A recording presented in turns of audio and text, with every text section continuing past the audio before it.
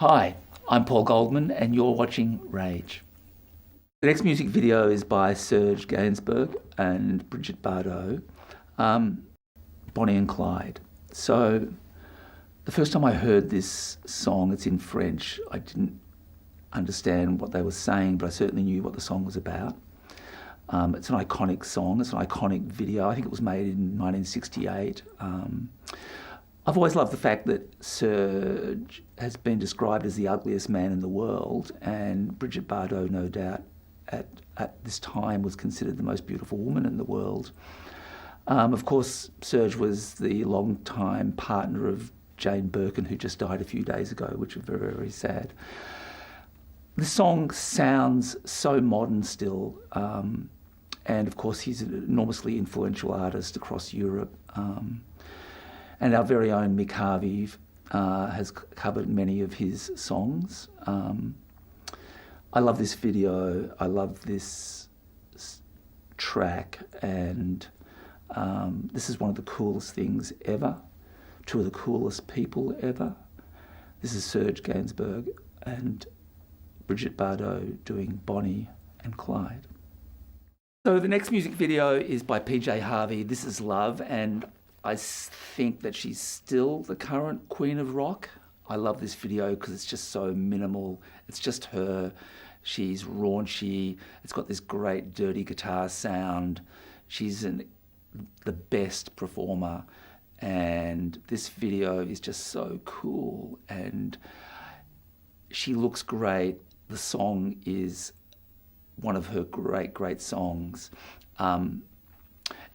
I've seen PJ Harvey play a few times, and she is an amazing performer, and totally spellbinding. As soon as she walks on stage, she just galvanizes this incredible energy on stage and in the audience as well. This is Love by PJ Harvey. So the next music video is Anarchy in the UK by the Sex Pistols. I think this came out in 1976. I love this video, and I love any Sex Pistols video because I think Johnny Rotten, John Lydon's one of the greatest performers of all time. I love this track because it's a call to arms. I remember when I first saw it, it changed my life. And I think that's true to say there's very, very few songs, bands that in a moment have changed the way we see music in the Western world. This is certainly one of those game-changing moments. This band changed everything, turned the world upside down musically. They've left an indelible, indelible mark on music. I love what John Lydon would go on to do with Public Image, but I don't think anything betters that Sex Pistols album. I think it's just a remarkable scream of anger in a time in Thatcher's England when it was time that someone screamed and shouted and stamped their feet, and there was no better band to do it than the Sex Pistols. This is Anarchy in the UK, the Sex Pistols. So thank you for watching some of my favourite music videos. Now I'm going to show you some more of the videos I've actually directed myself. This video is by a little-known Australian band called Crashland, and the song is Boom Boom. It's this very strange cover of a John Lee Hooker blues classic called Boom Boom. The keyboard player in this band is a guy called Ash Wednesday, who was in the Models at one point, and hugely influential. He went on to live in Berlin for a while and play in a German band that are very famous called Einsturzende Neubauten, who are an industrial noise merchant band. I love this video because it's crazy, and it was programmed very heavily in America on MTV when it first came out. And I'm also in it, hiding. This is Crashland with Boom Boom. So the next music video is by one of my favourite Australian bands. It's The Reels, a band from Sydney by way of Dubbo, and who lived in Newcastle for quite a long time. Dave Mason's a good friend of mine. This is a band that kind of defied the fashions in Australia at the time. They're a band who pioneered kind of electronic music and synthesizers in a time when certainly people in Australia were playing guitars more often than not. And it's one of the great eras of pub rock. Dave and the Reels were always an anomaly, always outsiders and misfits.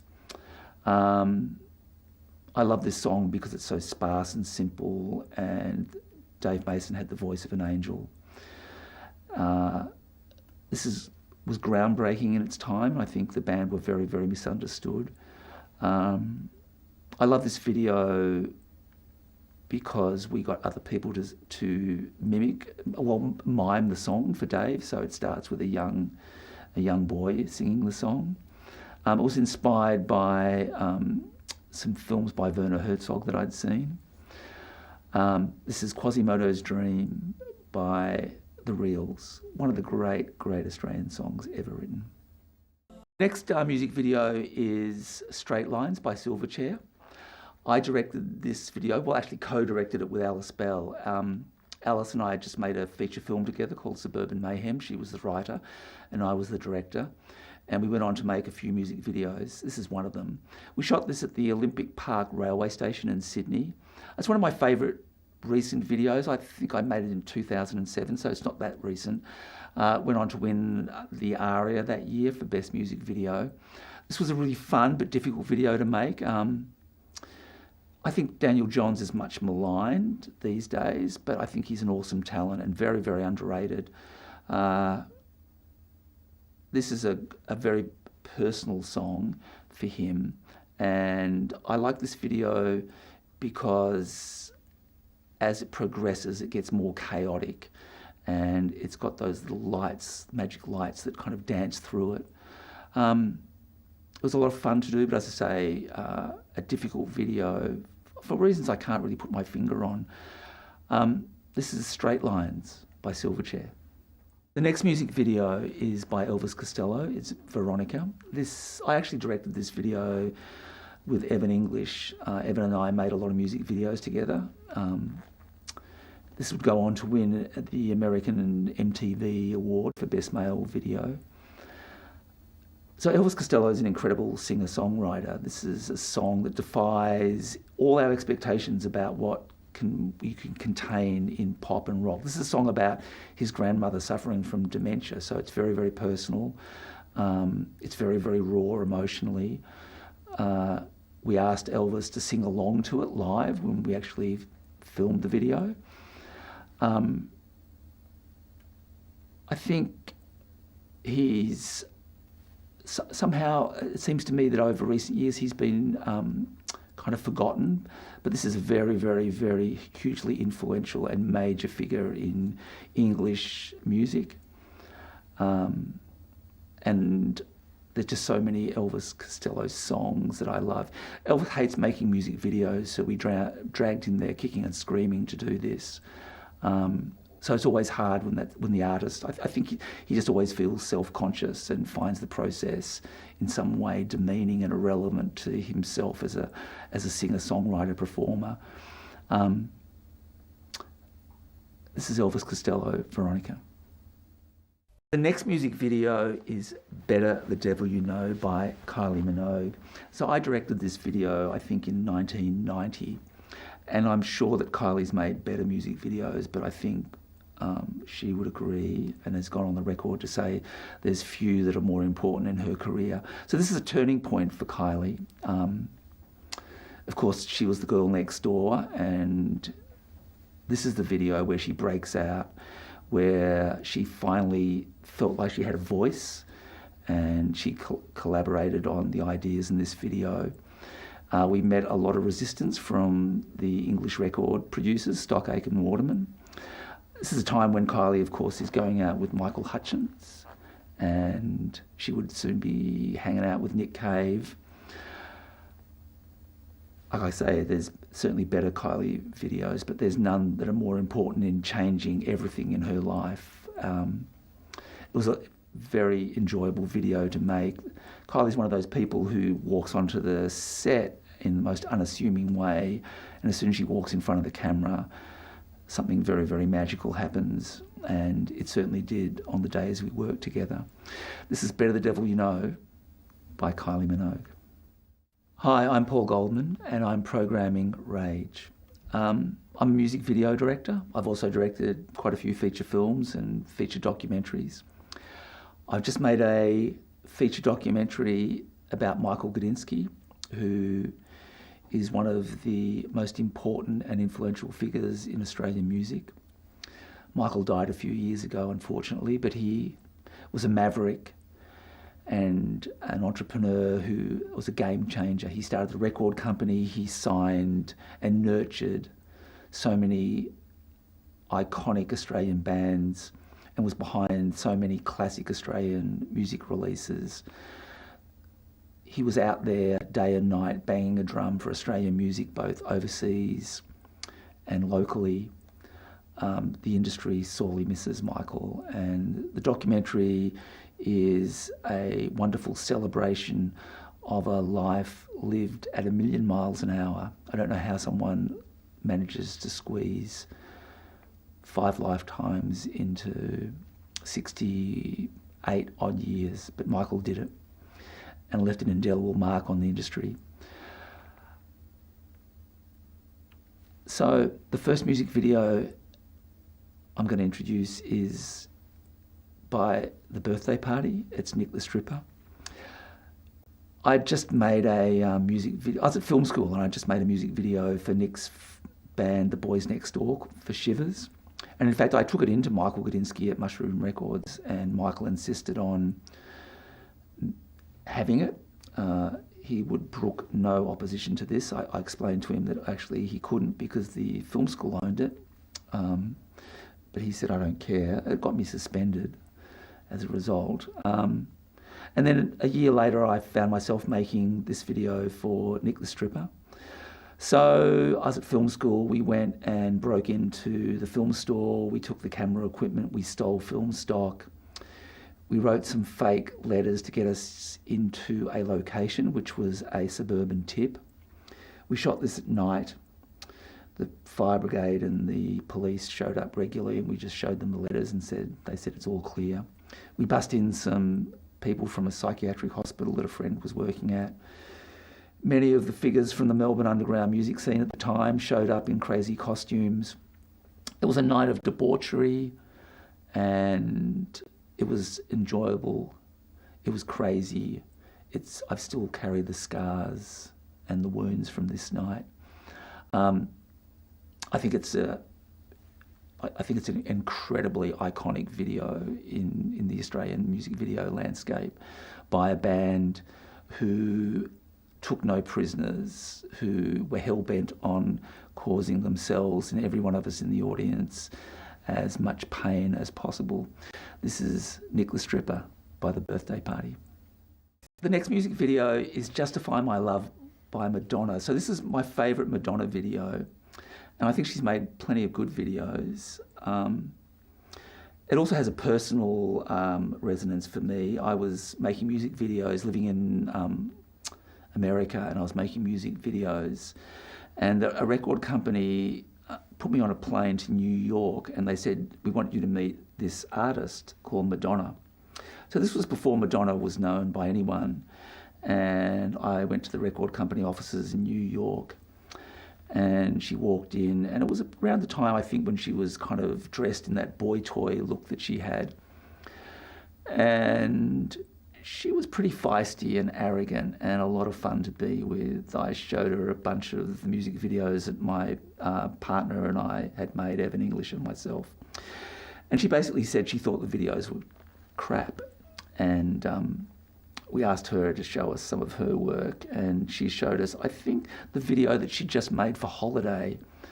And we spent quite a few hours walking around New York. We went and got a coffee with her.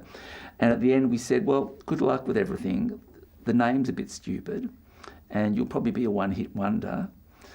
And this was all just fun and games of just meeting her, and it was all playful. And of course, about 10 weeks later, Holiday went to #1.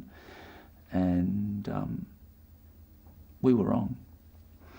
And this is one of my favourite videos. Certainly when it came out, I thought it was extraordinarily daring. That caused, obviously, the controversy that Madonna always was chasing. I think it's beautifully shot and beautifully made, and it's a great performance. This is Justify My Love by Madonna. The next song is Prince, Little Red Corvette. I like this song for so many reasons, but mostly because I think the first few lines of this song are some of my favourite pop song lyrics ever written. I guess I should have known by the way you parked your car sideways that it wouldn't last. Prince is always sexy and the video is great. The song is this beautiful blend of pop and rock and funk.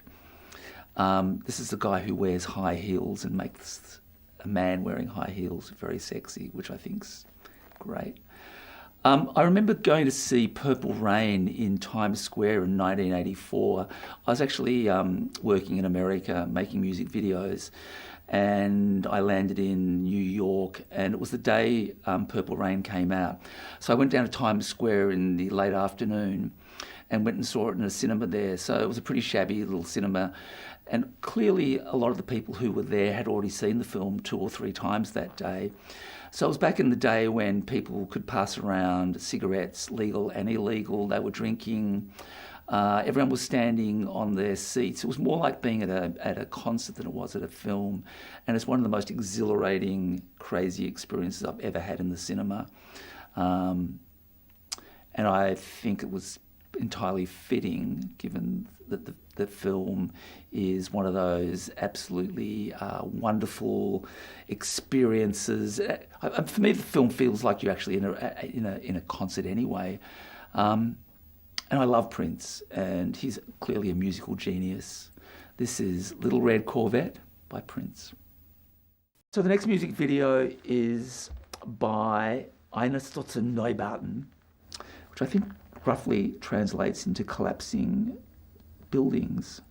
This is a German band who are one of the pioneers of industrial music, very avant-garde at the time. And I saw them a couple of times when I was living in London. I saw them in a very, very famous performance. It was closed down by the London police, who literally walked into the venue and shut it down. And we were all asked to get down on the floor, and they frisked everyone and searched us. It made the papers. They were loud, noisy, confrontational. This next song is Blume by Einsturzende Neubauten, a song that I think was also covered by Anita Lane, who was a very, very close associate of The Birthday Party and the Bad Seeds, Nick Cave, a very close friend of Nick Cave's, and who put out a couple of records produced by Mick Harvey, which are extraordinary records as well. This is Blume. Next music video is by The Drones. It's Jezebel. This is a video made up of archival footage, beautifully cut together, so it's this big collage. The band don't appear in it at all. And it's a video that seems to be talking about, a song that's talking about the approaching apocalypse. It's a very, very powerful video, and the band themselves, I've seen them play a few times, and it's always an incredibly immersive, visceral experience. I think after The Birthday Party and the Bad Seeds, this is one of my fondest Australian bands.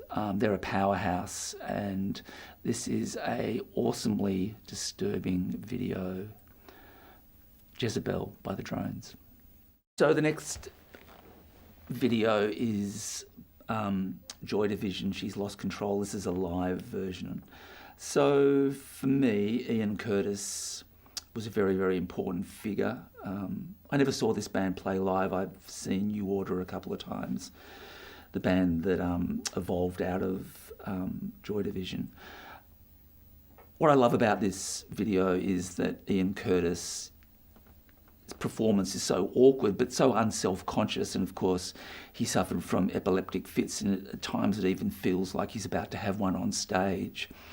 It's a powerful song, and it's a spellbinding performance by someone who always looked haunted when he was performing. And it's strange to watch this and to remember the impact this band had and his death had on the whole English music scene at the time. This is She's Lost Control by Joy Division. So the next song is a Johnny Cash song. It's actually the last music video that he ever made. He died a few months later. This is Hurt, which of course is a Nine Inch Nails Trent Reznor song. I think this is one of the most painful things I've ever watched in terms of a music video. You can see how fragile he is. You can hear it in his voice. You can see his hands shaking. The video intercuts between his performance and archival material. So over the course of the video, you watch Johnny Cash's career and him getting old. I think it's one of the most haunting videos I've ever seen. I know it's a cover, but I think everyone understands that Johnny Cash rightfully owns this song. It's a devastating video and a devastating song to listen to. It's almost like he's making peace with all the things that have happened in his life. Truly one of the really greatest music videos ever made, I think. This is Hurt by Johnny Cash. The next music video is by The Clash. It's London Calling, which I think an iconic band, an iconic song, a band that were already championing political issues, and this one's kind of about the environment and environmental change and the approaching apocalypse, which is every year seems like it's more and more coming down on us. I love this video. I love the performance. I think the song is amazing. And the first time I saw this video, I got goosebumps. I saw The Clash a couple of times and they were an extraordinary band live.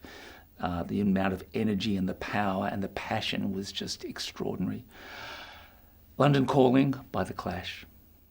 So the next music video is by one of my favourite bands of all time, the Velvet Underground, and this is Venus in Furs, off the Velvet Underground and Nico record.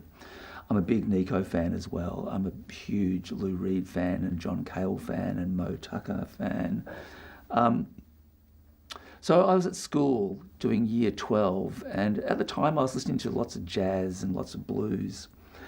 And this kid arrived at our school, and the rumour was that he'd been thrown out of lots of different schools, and he was a troublemaker. And I remember being in the green room at school, and someone was playing some jazz record, and this kid walked over and took it off and put this record on that he'd bought in and that he'd brought into school.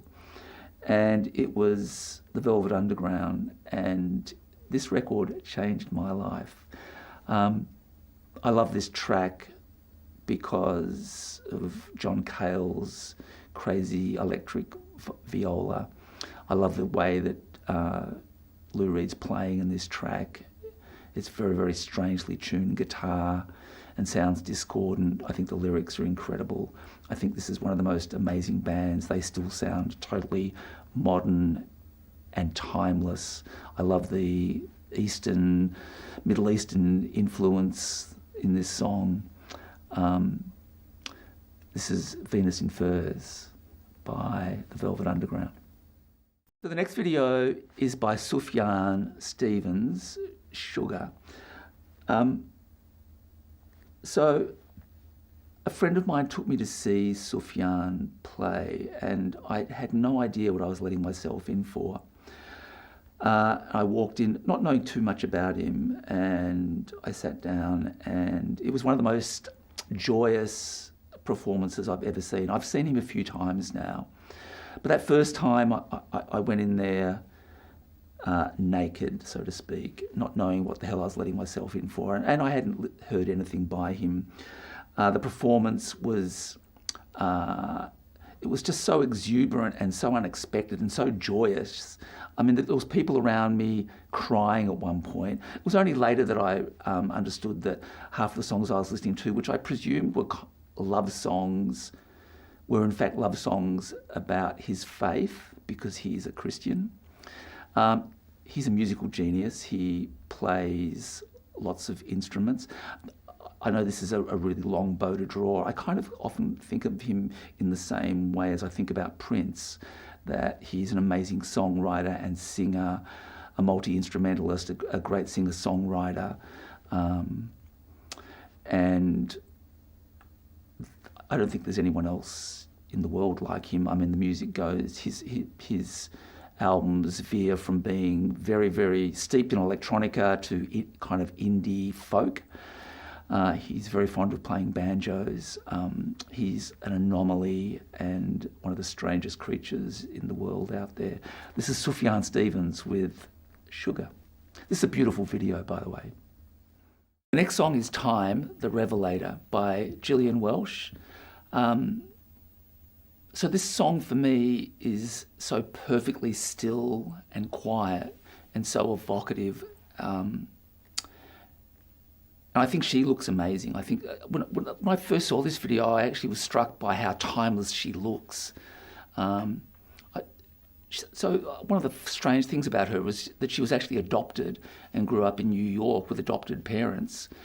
And she seems to be haunted by memories of things, and her partner, Dave Rawlings, is playing guitar in this video, and I think his guitar solo in it's one of the most beautiful things I've heard. But I think the song is so haunting, and there's just an amazing space in this song that I always find totally captivating. It's a song I play over and over again, and I love the video as well, as simple as it is. Gillian Welsh, Time, the Revelator. The song's White Horses. This is one of my favourite bands. They were formed in 1993 by a husband and wife team who are Mormons and who live a very religious, Spartan Mormon life. They've got a couple of kids. Mimi Parker, who was the drummer in the band and vocalist, died last year, which is a great loss. This is a band who just kept reinventing themselves, and over the last couple of records have dived deep into noise and a very, very avant-garde sound. I love the fact that I was told that when the album Double Negative came out, people kept returning it to record shops because they thought there was something wrong with it. And it's clear to understand why that is. It's an incredibly chaotic sound. It feels at times like the speakers are about to explode. But this is an awesomely powerful band who certainly rock the foundations of rock music and have pushed things to another degree. I mean, I'm very, very fond of all those noise merchant bands like Sonic Youth, and there's many others. But Low took it to a new level. And this song here starts out in a way that is blistering and chaotic and confronting, and it's like an assault on your eardrums. This is White Horses by Low.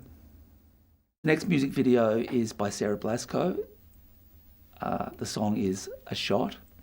I've seen Sarah Blasco play a few times, and the performances are always raw and very, very personal. Her songwriting sometimes reminds me of Fiona Apple's. And I always think that she's the equivalent of Nick Cave. The performances are so visceral, and clearly the songwriting is so very, very personal. And I think she's very, very, very underrated.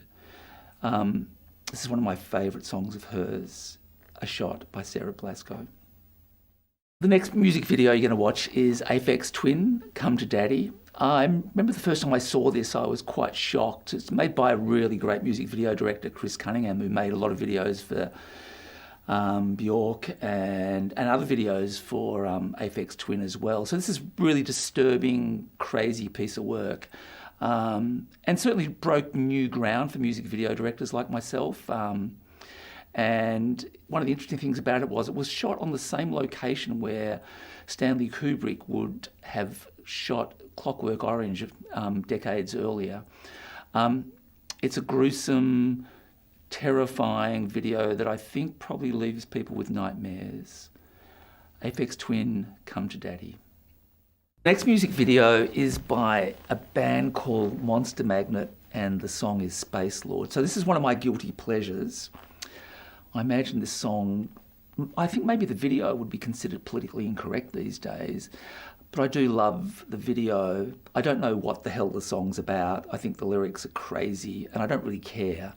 But this band really rock, and this is a piece of bombastic rock music with a really strange video. Apart from the fact that there's these girls dancing on the street in Vegas, there's also this other footage with this old couple. I don't think the song makes any sense, and I don't think the video makes much sense, but they are a treat and a sheer delight to watch and to listen to. It's a song I play all the time when I'm driving around.